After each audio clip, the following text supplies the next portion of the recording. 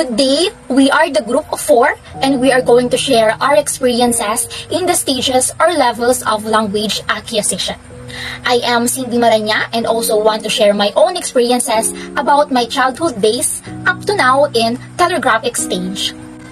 My mother says that when I was in my 3 years old self, I am a very active and energetic kid. I started to learn the alphabet when I was in my 3 years old. I am a sweet girl, said my grandmother, and at the same time, I am also intelligent kid. I always talk a lot and lot. As time passes by, I started to know little by little things and being in the top of class.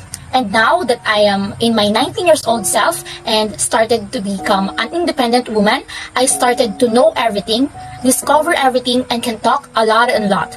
Do things right over wrong, and sometimes making decisions that imply in my life.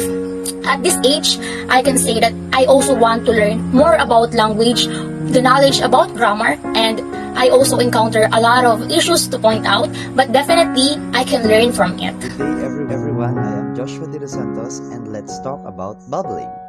So, what bubbling is?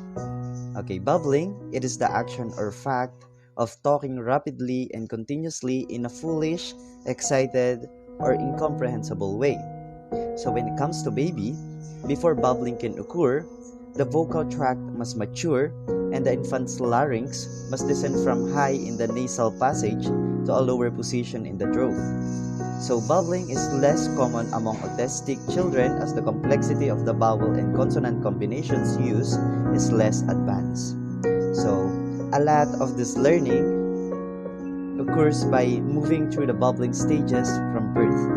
A baby talking age can reflect when they meet each baby bubble skill. But anyway, my mommy told me that when I was a baby and when I was demanding for something or a milk, I guess, she said that my mouth is always full of saliva. And I cannot think of it if it is real or what, but I guess it's normal and it's natural for a baby to have a lot of saliva on their mouth when it comes to food. Well, that's all. Thank you. One word holophrastic stage. So the topic assigned to me is to set a conversation with my mother to ask her what words or phrases that I told to tell when I was in 1 year old and 1.5 years old. So, one word holophrastic stage starts to name and to familiarize things. So, my mom told me that, anak, tinuturuan kita ng ganito, ng ganyan. Pagka ako, nakita mo ko, sabihin mo, mama. Ayun. Sabihin mo, mommy. Ayun. So, those simple words that can distinguish persons. So, to refer to objects. Then, kapag naman nakita mo ang daddy, sabi mo, pag nakita mo siya, tinuro niya yung daddy ko.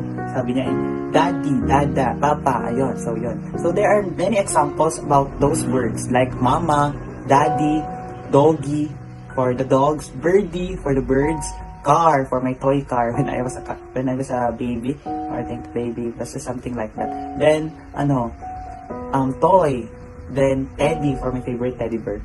So, one word holophrastic stage develops symbolic gestures.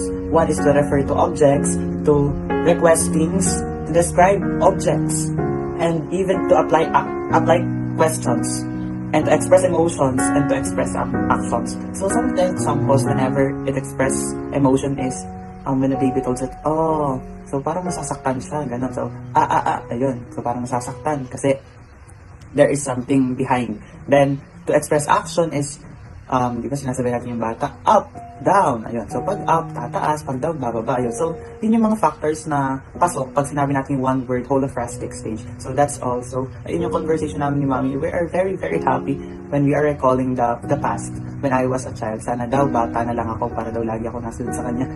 Joke lang po. So, yun. So, that's all. Thank you. Good morning to all of you.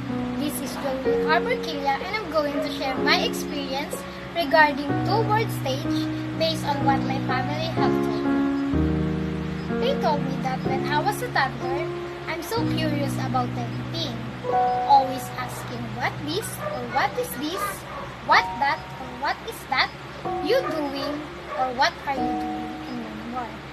They also told me that I'm so demanding when I was a toddler. When it comes to food, actually.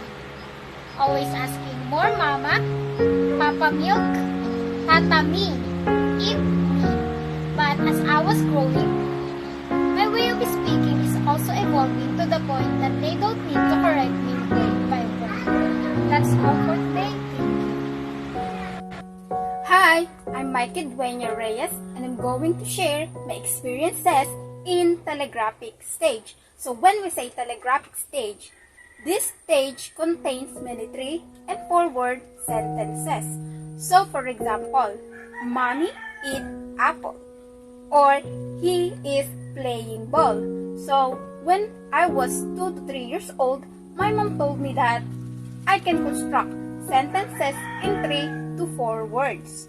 Like for example, where my milk? Mommy fall down. Cat drink milk. Or Andrew want ball. What her name? So during this stage, our vocabulary expands from 50 words to up to 13 words upwards. Memories follow me.